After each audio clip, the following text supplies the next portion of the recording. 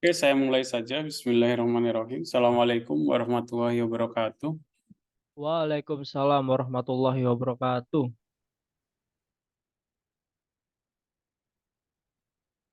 Oke, Alhamdulillah di sore hari ini kita masuk ke pertemuan 11.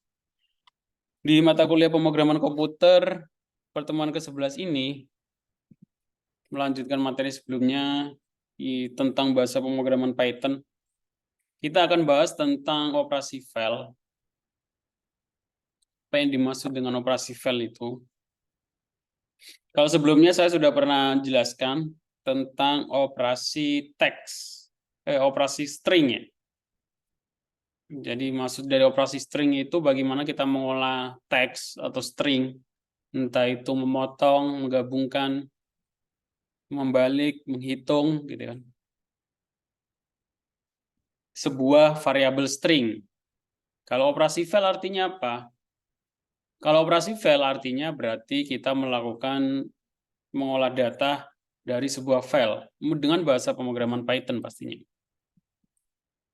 Nah, dalam sebuah file komputer ada banyak sekali tipe file. Seperti dokumen, video, gambar, audio, tipe-tipe file yang biasa kita lihat di komputer. Tapi dalam bahasa pemrograman Python itu hanya dikelompokkan menjadi dua tipe saja, yaitu tipe file teks yang berbasis teks atau tipe file yang menyimpan teks, yaitu file yang berisi teks. Setiap baris teks memiliki end of line, EOL. Contohnya adalah TXT, MD, CSV, JSON, dan lain sebagainya. Selain itu, dalam bahasa pemrograman Python, tipe file tersebut disebut dengan tipe file binary, yaitu file yang bukan teks, hanya bisa diproses oleh program tertentu, seperti video, suara, dan lain sebagainya. Nah, untuk operasi file yang akan kita bahas, yaitu operasi file pada sebuah teks. Kegunaannya apa? Pasti mungkin ada pertanyaan, kegunaannya apa ya? Sangat banyak kegunaannya. Nanti akan kalian ketahui setelah belajar tentang bagaimana melakukan operasi file teks. Karena kalau dipikir-pikir, komputer sebenarnya dibuat awalnya itu hanya untuk membantu menyimpan data teks. Waalaikumsalam.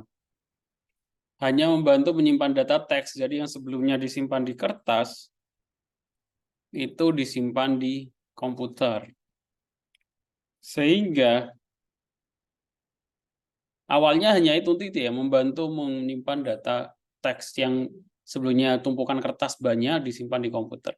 Kalau untuk video, game, dan lain sebagainya itu tambahan aja ya dari komputer. Sebenarnya hanya untuk menyimpan data teks. Nah, bagaimana melakukan operasi file pada Python? Contohnya saya pengen membuka file txt. Paham nggak maksudnya file txt? Itu not kalau nggak salah ya, Pak? Not, ya. Kalau kita buka, laptop saya bukan Windows ya. Kalau kita new file, mana new file? New file. TXT itu notepad, iya kan? Iya, Pak, notepad, Pak. Ya, notepad untuk menyimpan teks.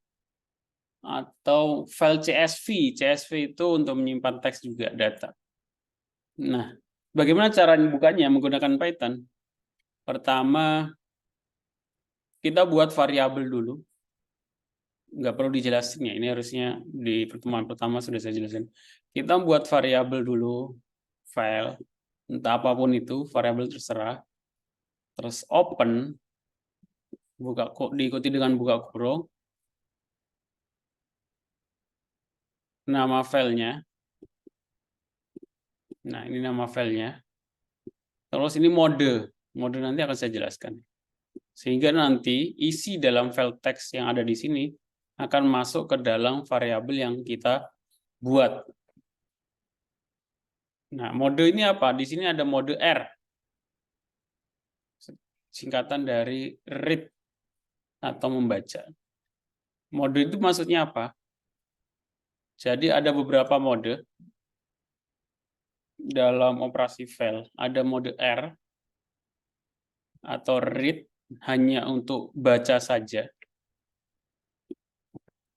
Terus ada mode W, write, menulis secara bahasa ya. Yaitu untuk akses untuk menulis file. Nah, jika file sudah ada, maka file akan di-replace dan diganti dengan yang baru ditulis. Itu write. Terus ada mode A, append. Kepanjangannya append, digunakan untuk append atau menambahkan data ke dalam file. Jadi jangan sampai ketukar antara append sama write. Kalau write nanti akan menghapus data yang sudah ada. Artinya jika sudah ada data dalam file, maka akan ditambahkan, tidak di-replace. Ada mode R+, read plus, digunakan untuk membaca sekaligus menulis data ke dalam file. Itu modenya. Contohnya bagaimana? Contohnya saya punya file di sini pancasila.txt. Terus saya buka atau saya pengen ngeprint ya, pengen kita cetak isinya dengan Python. Otomatis kita buat variabel Pancasila, open, modenya read, membaca saja. Untuk baca isi filenya atau kita cetaknya menggunakan print Pancasila.readlines. Diikuti dengan buka kurung tutup kurung karena dia fungsi. Jadi kita akan mencetak isi dari file pancasila.txt. Kemudian jangan lupa diikuti dengan close, menutup lagi filenya.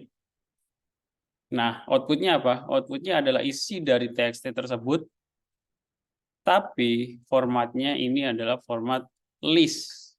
Ya, kenapa format list? Karena di sini ada kurung siku, kurung siku. Saya kasih contoh.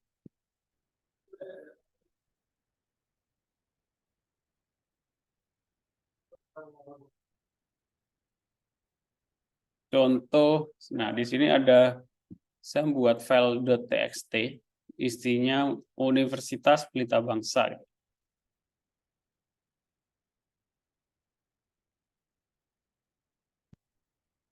Kita buat variabel, variabelnya contohnya kampus, sama dengan open, nama filenya, contoh.txt, koma modenya R. Kemudian print, kita print nama variabelnya kampus dot fungsinya readlines. Tutup kurung, terus kita close kampus dot close, buka kurung tutup kurung. Nah, kalau ini dijalankan,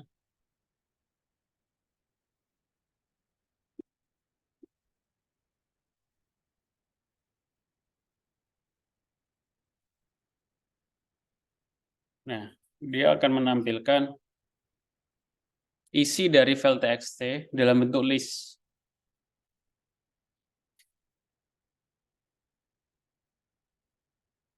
Nah, karena tampilannya mungkin kalau dalam bentuk list tidak enak dilihat ya. Supaya lebih enak dilihat bagaimana? Kita cetak dalam bentuk for. Listnya itu kita cetak menggunakan for. Caranya bagaimana? Sama seperti tadi, Pancasila open. Nah, kita masukkan ke dalam variabel baru, Pancasila readline ini kita masukkan ke dalam variabel. Baru kemudian kita kita cetak for text in Pancasila print text. Sehingga outputnya tidak dalam bentuk list, tapi dalam bentuk teks pada umumnya. Saya ke contoh, sebenarnya teksnya ini ada 2 baris ya, Universitas Pelita Bangsa, Cikarang, Bekasi, Indonesia.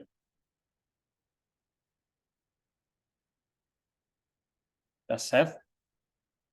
Nah, kalau ini kita jalankan, nah bentuknya kan list ya, list dan 1 baris seperti ini. Supaya lebih enak dilihat, kita buat dalam bentuk, kita cetak dalam bentuk for. Kampus.readline kita masukkan ke variabel baru, atau variabel kampus sama aja nggak apa-apa. Kemudian kita baru cetak menggunakan for text atau isi in kampus print text.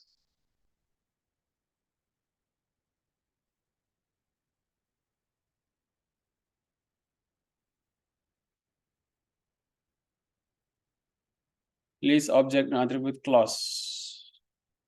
Oke, ini tanpa perlu clause. Clear. Nah, Universitas Pelita Bangsa, Cikarang, Bekasi, Indonesia. Jadi outputnya lebih enak dilihat kalau kita menggunakan for. Kira-kira sampai sini ada pertanyaan?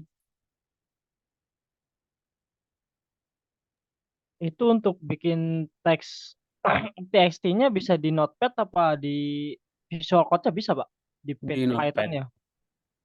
Kalau di Visual Studio Code tinggal, kalau di Visual Studio Code di Notepad bisa, terus filenya harus satu folder dengan programnya ya.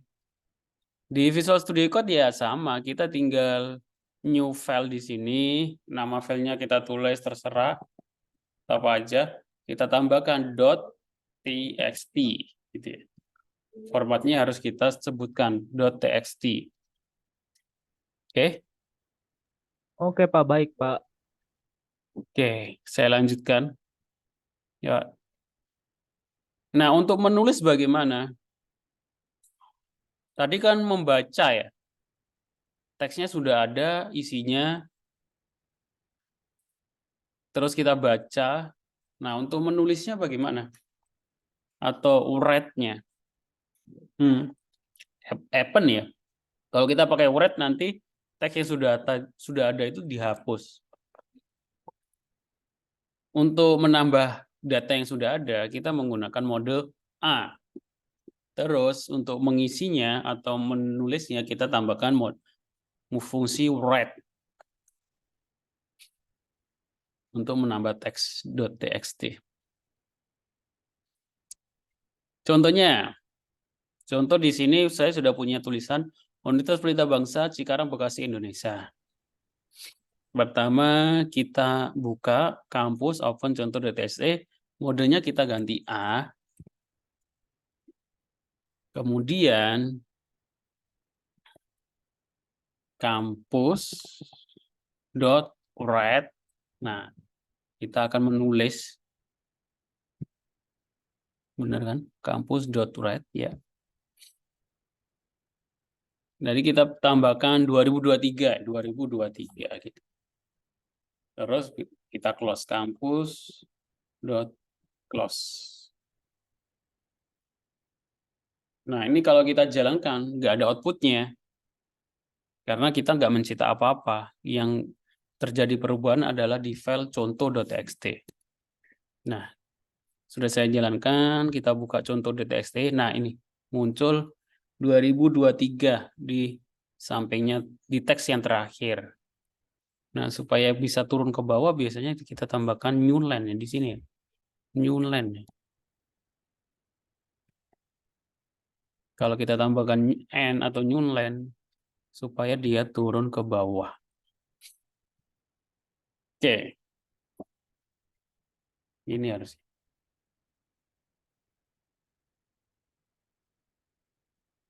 Kenapa saya slash n ini?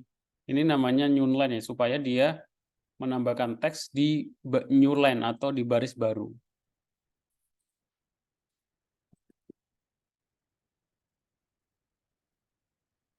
Nah, kalau saya lihat, nah Indonesia 2023. Seperti itu. Sangat mudah ya. Nah, untuk error handling atau menangani kesalahan. Supaya apa? Supaya program ketika tidak menemukan file yang dicari, itu tidak berhenti programnya. Kita bisa menggunakan try. Baru ini sintak yang akan kita jalankan sampai selesai. Ini except ketika file tidak ditemukan. Kita bisa cetak biar ada informasi file nggak ada. Atau file tidak ditemukan. Untuk menangani kesalahan error handling supaya program kita terlihat lebih profesional. Yang sudah kita bahas sebelumnya. Kemarin kan saya sudah pernah bahas tentang error handling. Sudah, Pak, pertemuan kemarin 10, Pak. Ya. Nah, ini error handling untuk penanganan file yang tidak ditemukan. Tujuannya supaya apa? Semuanya saya ingin buka folder file dataku.txt. Nah, ternyata di folder tersebut nggak ada dataku.txt. Nanti akan muncul informasi ini, file tidak ada. Atau kita bisa cetak file tidak ditemukan. Nah, kemarin saya lihat di Twitter, ini tentang orang IT sebenarnya, terus nggak apa-apa sih, cuma buat informasi aja. Hari ini ikut interview coding dan salah satu soalnya adalah baca file.txt. Jadi kalau dalam dunia developer atau informatika, lowongan pekerjaan itu ada istilahnya interview coding ya. Interview coding itu interview untuk mengetahui kemampuan membuat program seseorang. Biasanya dikasih soal. Suruh ngerjain 2-3 soal itu ya. Salah satu yang ditanyakan ya membaca file txt, terus menghitung jumlah katanya. Jumlah katanya itu dihitung. Itu aja sih. Caranya bagaimana? Nah, sudah saya kasih contoh di sini. Kalian nanti tinggal praktekkan. Membaca file dan karakter. Setelah kita bisa baca, terus semuanya tugasnya adalah membuka file dan hitung jumlah karakternya. Sebenarnya ini dua algoritma ya. Dan sebenarnya sudah kita pernah bahas dua-duanya. Membaca karakter di string sama membaca file. Dua aja itu. Bagaimana caranya? Ya pertama kita kalau di sini idealnya kita menggunakan fungsi ya. Fungsi sudah pernah saya bahaskan def. Kita buat fungsi baca file. Nama file, terus ini kita menggunakan error handling kalau filenya tidak kebaca. Kita buka filenya dulu, open nama file ini variabel, jadiin parameter nanti di input. Tipe datanya, tipe modenya R atau read as file. Terus content file read dicetak, dimasukkan ke dalam variabel content. Read line atau read sama aja.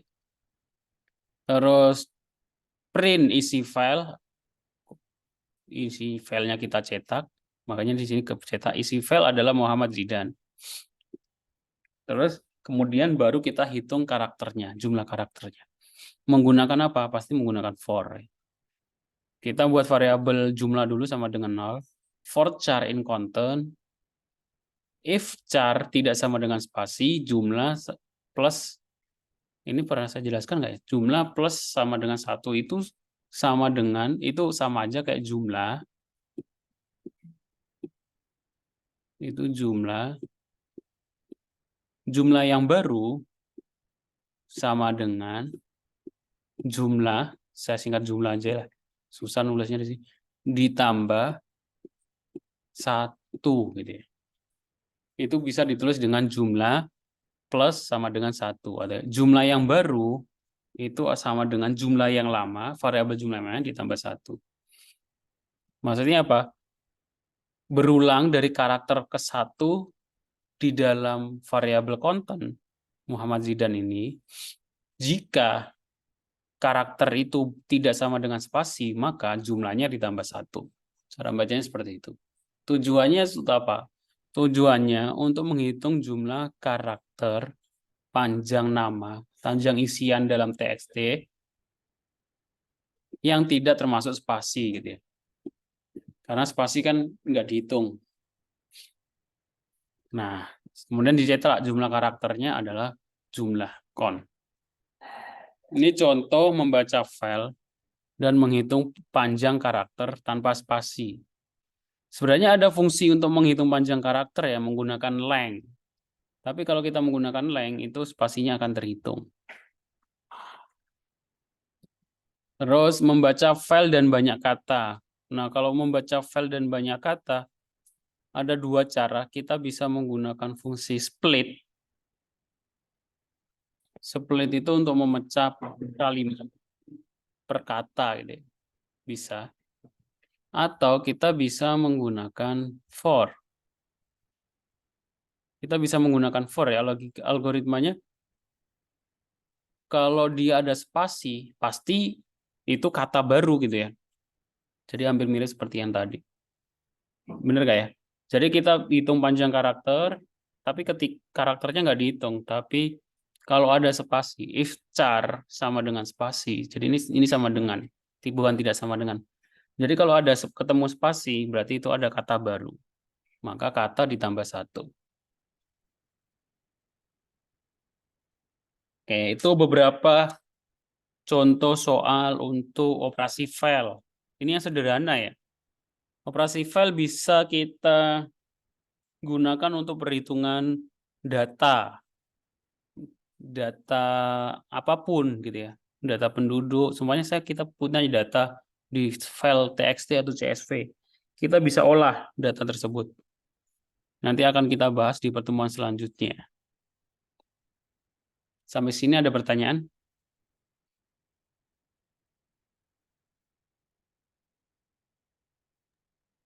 Tidak, Pak. Nggak ada ya. Jadi silakan dipelajari terlebih dahulu. Selanjutnya nanti kita akan membaca data yang lebih banyak. Ini kan teks ya. Datanya bisa berupa data contoh ya.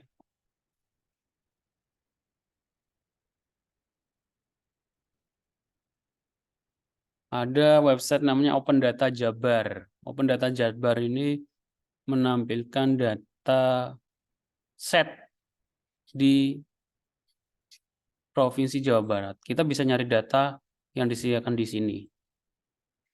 Kelihatan nggak share screen saya? Data set Terlihat, Pak. terlihat ya. Nah, di sini ada Ya. banyak data. Umpamanya yang ada hubungannya dengan teknik lingkungan, udara, atau air. Nah, kelembapan udara Kota Cirebon, tekanan udara, indeks kualitas udara (IKU). Nah, di sini ada data ini. Indeks dataset ini berisi data indeks kualitas udara dari tahun 2017 sampai 2023. Nah, kita bisa download datanya.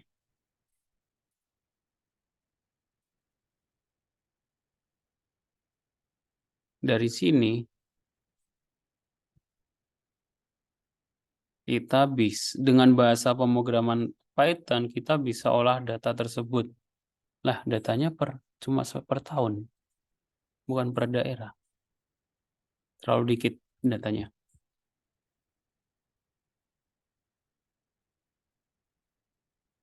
Indeks kualitas udara. Download Excel.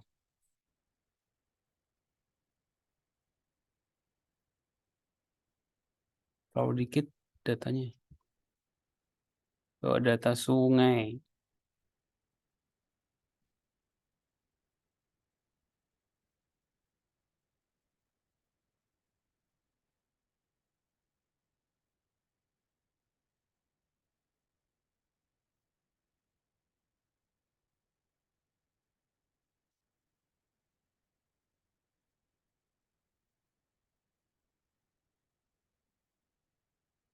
Kualitas air sungai berdasarkan temperatur di Kota Cimahi. Metadata. Aduh.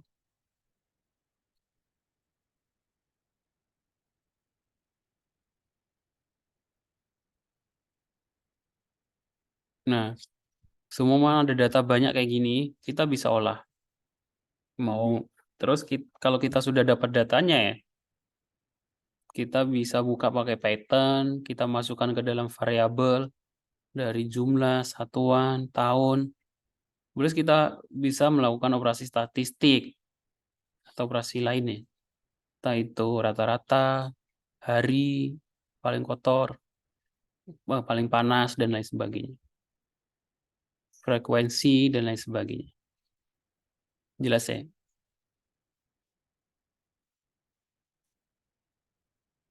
Sampai sini ada yang mau ditanyakan? Nanti kita akan pelajari di pertemuan selanjutnya. Termasuk nanti kemungkinan UAS-nya tentang ini, mengolah data. Kira-kira ada pertanyaan? Nggak ada. Kalau nggak ada, saya akhiri perkuliahannya. Terima kasih untuk yang sudah datang. Saya mohon maaf kalau ada salah-salah kata. Wassalamualaikum warahmatullahi wabarakatuh. Waalaikumsalam Waalaikumsalam warahmatullahi warahmatullahi wabarakatuh. wabarakatuh. Terima kasih, Pak. Terima kasih, Pak.